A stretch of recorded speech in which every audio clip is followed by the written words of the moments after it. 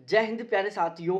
मैं doctor Ajay Sharma, writer and educator, आपका आपके इस यूट्यूब चैनल पर बहुत बहुत स्वागत करता हूं। आज के इस वीडियो में हम डिस्कस करने वाले एक बहुत ही महत्वपूर्ण टॉपिक पर जो बहुत सारे कैंडिडेटों का ड्रीम है, और वो है साइंटिस्ट। बहुत सारे कैंडिडेटों के दिमाग में कभी ना कभी तो ये आता ही होगा कि यदि साइंटिस्ट बनते कैसे हैं, क्या हम साइंटिस्ट बन सकते हैं। और स्पेशली जब इसरो से रिलेटेड बात होती है ना, तो हर एक कैंडिडेट के दिमाग में आता है कि यार ये जो इसरो में जो साइंटिस्ट काम कर रहे हैं, ये साइंटिस्ट कैसे बनते हैं। इसरो में साइंटिस्ट बनने के लिए क्या पढ़ाई करनी पड़ती है, इसरो में हम साइंटिस्ट कैसे बन सकते हैं। यदि हम इसरो में साइंटिस्ट बन जाते हैं तो आप हमें पहले महीने की सैलरी कितनी मिलेगी, हमें काम क्या करना होगा, हमारा जॉब प्रोफाइल क्या रहेगा, वर्क लोड कितना ज़्यादा होगा, गवर्नमेंट के द्वारा हमें कौन कौन सी सुविधाएं प्रोवाइड करवाई जाएंगी, इन सभी के बारे में हम बहुत ही सिस्टमेटिक तरीके से और ऑथेंटिक तरीके से इस वीडियो में डिस्कस करने वाले हैं। फिलहाल में इसरो से साइंटिस्ट की वैकेंसियां निकली हुई हैं। इसरो के द्वारा बाकायदा एक नोटिफिकेशन जारी किया गया है, जिसके कुछ स्क्रीनशॉट हमने यहाँ पर ऐड किए हैं और इन्हीं के बेस पर हम यहाँ पर डिस्कस करने वाले हैं। तो यहाँ पर मैं आपको जो भी जानकारी दूंगा बिल्कुल 100% ऑथेंटिक आपको जानकारी मिलेगी। और आप यदि साइंटिस्ट बनना चाहते हो, वो भी स्पेशली इसरो में, या फिर आप जानना चाहते हो कि इसरो में साइंटिस्ट कैसे बनते हैं, तो इस वीडियो को बिना स्किप किए लास्ट तक जरूर देखना। ये वीडियो आपके लिए बहुत ज़्यादा महत्वपूर्ण होने वाला है। और इस वीडियो में हम जो भी डिस्कस करेंगे वो बिल्कुल 100% ऑथेंटिक डाटाओं के साथ डिस्कस करेंगे। और अभी तक आपने चैनल को सब्सक्राइब नहीं किया तो प्लीज एक बार इस चैनल को जरूर सब्सक्राइब करो, वीडियो को लाइक करो, अपने सभी दोस्तों के साथ जरूर शेयर करो। आप चाहते हो कि मैं इसी तरीके से किसी दूसरे टॉपिक पर वीडियो बनाऊं तो आप कमेंट सेक्शन में कमेंट करके जरूर बता सकते हैं। तो सबसे पहले हम यहाँ पर समझने की कोशिश करते हैं कि यदि आप इसरो में साइंटिस्ट बनते हो तो वहां पर आपको काम क्या करना होगा। आपने बहुत सारी बार न्यूज़पेपर में सुना होगा कि इसरो के द्वारा ये सैटेलाइट लॉन्च किया गया, इसरो के द्वारा ये सैटेलाइट लॉन्च किया गया। तो आपके दिमाग में इतना तो आ ही गया होगा कि इसरो है जो एक एजेंसी है, एक ऑर्गेनाइजेशन है जो सैटेलाइटों को लॉन्च करने का काम करता है। जो इसरो है उसकी फुल फॉर्म होती है इंडियन स्पेस रिसर्च ऑर्गेनाइजेशन। ठीक है, जो इसरो है वो भारत का एक ऑर्गेनाइजेशन है जो भारत के लिए सैटेलाइट बनाता है और उन सैटेलाइटों को लॉन्च करता है। तो इसरो में एक पूरी साइंटिस्टों की टीम बैठी हुई होती है, और वो जो साइंटिस्टों की टीम है वो क्या करती है, सैटेलाइटों का निर्माण करती है, फिर उन सैटेलाइटों को लॉन्च करती है। और जब वो सैटेलाइट बिल्कुल प्रॉपर वे में लॉन्च हो जाते हैं, जब वो अंतरिक्ष में काम करते हैं, तो उस टाइम उनका ध्यान रखती है कि क्या वो सैटेलाइट बिल्कुल प्रॉपर वे में काम कर रहे हैं या नहीं कर रहे हैं।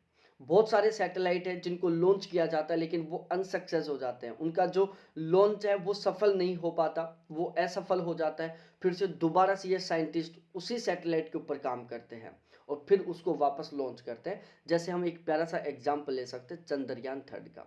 ठीक है, जो चंद्रयान 3 जो सैटेलाइट था वो इसरो के द्वारा ही लॉन्च किया गया था। ठीक है, इसरो के साइंटिस्टों ने पूरी शिद्दत के साथ इस सैटेलाइट को बनाने के लिए काम किया, फिर पूरी शिद्दत के साथ इसको लॉन्च किया था। तो आपको ये तो समझ में आ ही गया होगा कि यदि आप इसरो में साइंटिस्ट बनते हो तो आपको सैटेलाइट बनाने का, सैटेलाइट को लॉन्च करने का, सैटेलाइट का ध्यान रखने का, ये आपका काम करना होगा। और सबसे प्यारी बात बताऊं प्यारे साथियों, मेरे अकॉर्डिंग यदि आप इसरो में साइंटिस्ट बनते हो तो इससे ज़्यादा गर्व वाली जॉब कोई नहीं है, इससे ज़्यादा प्राउड फील करवाने वाली जॉब कोई नहीं है, इससे ज़्यादा रेस्पेक्टेड जॉब कोई नहीं है कि आप भारत के लिए काम करोगे, भारत के भविष्य के लिए काम करोगे। ठीक है, अब हम एक एक करके समझते हैं साइंटिस्ट बनने के लिए एजुकेशनल क्वालिफिकेशन क्या चाहिए। ठीक है, सबसे पहले हम नोटिफिकेशन के अकॉर्डिंग डिस्कस करें। देखो, इसरो में जो साइंटिस्ट की वैकेंसियां निकलती हैं वो अलग अलग स्ट्रीम के अकॉर्डिंग निकलती हैं। ठीक है, इसमें अलग अलग डिपार्टमेंट होते हैं।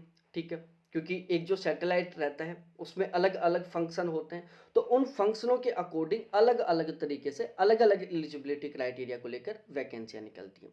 लेकिन सामान्यतः यदि आप साइंटिस्ट बनना चाहते हो तो आपने या तो बीटेक किया होना चाहिए या एमटेक किया होना चाहिए। ठीक है, या फिर आपने बीएससी और एमएससी किया होना चाहिए। यदि आप बीएससी एमएससी कर रखे हो तो आप साइंटिस्ट बन सकते हो। आपने बीटेक एमटेक कर रखा है तो आप साइंटिस्ट बन सकते हो। आपने बीई एमई कर रखा है तो आप साइंटिस्ट बन सकते हो। यदि आपने बीए कर रखा है, एमए कर रखा है तो भाई आप साइंटिस्ट नहीं बन सकते हो। आपने बीकॉम एमकॉम कर रखा है तो आप साइंटिस्ट नहीं बन सकते हो। ठीक है, आपने बीबीए बीसीए कर रखा है तो भी आप साइंटिस्ट नहीं बन सकते। ठीक है, साइंटिस्ट बनने के लिए या तो बीटेक एमटेक जरूरी है या फिर बीएससी एमएससी जरूरी है। ठीक है, जैसे ये फिलहाल में जो साइंटिस्ट की वैकेंसी निकली हुई है यहाँ पर इसरो में, तो यहाँ पर अलग अलग डिपार्टमेंट में वैकेंसी निकली है। जैसे एक मटेरियल साइंस है इसका डिपार्टमेंट, जहाँ से जनरल कैटेगरी की एक वैकेंसी निकली है। तो यहाँ पर देख सकते हो जो एलिजिबिलिटी क्राइटेरिया इसमें मेंशन किया हुआ है कि आपने एमई एमटेक या एमएससी कर रखी है तो आप यहाँ पर बिल्कुल एलिजिबल है साइंटिस्ट बनने के लिए। और उसमें बिल्कुल आगे डिपार्टमेंट दिया हुआ है कि इन इन सब्जेक्टों से आपकी क्या होनी चाहिए, बीटेक सॉरी एमटेक एमई या फिर एमएससी होनी चाहिए। इसके अलावा यहाँ पर देख सकते हो इसमें परसेंटेज का भी सीन है। आपकी मास्टर डिग्री जैसे एमएससी या एमटेक में कम से कम 60% होनी चाहिए। आपकी कितनी हो चाहिए, कम से कम 60% होनी चाहिए। ये भी यहाँ पर एक एलिजिबिलिटी क्राइटेरिया है। इसके अलावा आप यहाँ पर देख सकते हैं, मैं और भी दिखाता हूँ आपको।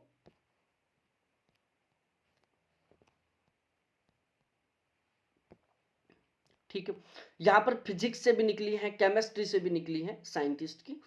अब हम बात करें यदि एजुकेशनल क्वालिफिकेशन आपको अच्छे से समझ में आ ही गया होगा, और उसके बाद में हम यहाँ पर डिस्कस करते हैं प्यारे साथियों एज लिमिट के क्राइटेरिया के बारे में कि एज लिमिट का क्या सीन है यहाँ पर। तो देखो एज लिमिट की बात की जाए तो यहाँ पर जो एज लिमिट का क्राइटेरिया वो है 18 से 30 साल तक। ठीक है, कम से कम 18 साल एज होनी चाहिए, ज़्यादा से ज़्यादा 30 साल एज होनी चाहिए यदि आप जनरल कैटेगरी से बिलोंग करते हैं। आप ओबीसी से तो आपको 3 साल की छूट मिलेगी, SC ST वाले कैंडिडेटों को 5 साल की छूट मिलेगी। ठीक है, अब यदि मैं फॉर्म फीस के बारे में डिस्कस करूं तो यदि आप जनरल कैटेगरी से बिलोंग करते हैं तो आपकी 750 रुपये फीस लगेगी।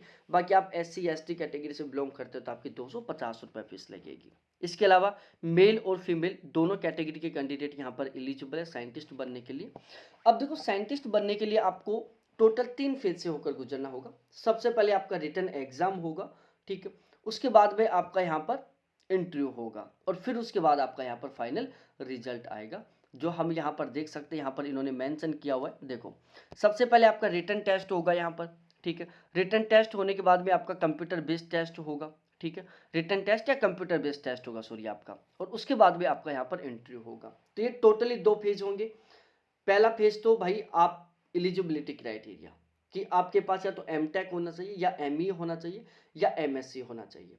यदि आप एलिजिबल हो तो फिर आपका रिटन एग्जाम होगा, वो ऑनलाइन भी हो सकता है ऑफलाइन भी हो सकता है। उसके बाद आपका इंटरव्यू होगा और फिर आपका फाइनल रिजल्ट आएगा, जिसके बेस पर यहाँ पर आपका सिलेक्शन होने वाला है।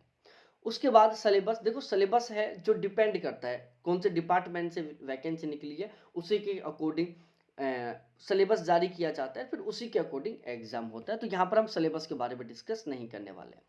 अब हम सबसे मेन टॉपिक पर डिस्कस करते हैं कि यदि आप साइंटिस्ट बनते हो इसरो में तो आपको पहले महीने में सैलरी कितनी मिलेगी। देखो इसरो के जो साइंटिस्ट होते हैं वो 5400 ग्रेड पे की जॉब होती है। पे लेवल 10 होता है। इनका जो पे स्केल वो 56,100 रुपये से शुरू होकर 1,77,500 रुपये तक रहता है। पे बैंड थर्ड में आते हैं जो कि 15,600 रुपये से लेकर 39,100 रुपये तक होता है। अब हम सैलरी के बारे में डिस्कस करते हैं कि यदि आप इसरो में साइंटिस्ट बनते हो तो आपकी पहले महीने की सैलरी कितनी रहेगी। देखो आपका जो बेसिक पे है उसकी शुरुआत होगी 56,100 रुपये से। ठीक है, 56,100 रुपये से तो आपकी बेसिक पे की शुरुआत हो रही है। फिलहाल में सेंट्रल गवर्नमेंट के अकॉर्डिंग जो डीए की रेट है वो 46% है। यदि मैं 46% के अकॉर्डिंग कैलकुलेट करता हूँ तो 25,806 रुपये आपका डीए बन जाता है। यहाँ पर आपको 27% एचआरए मिलेगा, वहाँ पर रहने की फैसिलिटी मिलेगी, उसके बावजूद यहाँ पर आपको एचआरए मिलेगा। 27% के अकॉर्डिंग कैलकुलेट करते हैं तो 15,147 रुपये आपका एचआरए बन जाता है। ट्रांसपोर्ट अलाउंस के आपको 10,512 रुपये मिलेंगे। डी ऑन टी ए के आपको 4,835 रुपये मिलेंगे। इसके अलावा लगभग 8,000 रुपये आपको अदर अलाउंस के तौर पर मिलेंगे, जिसमें बहुत सारे छोटे छोटे अलाउंस शामिल होंगे। इन सभी को मिलाकर आपकी पहले महीने की ग्रोथ सैलरी जुड़ेगी।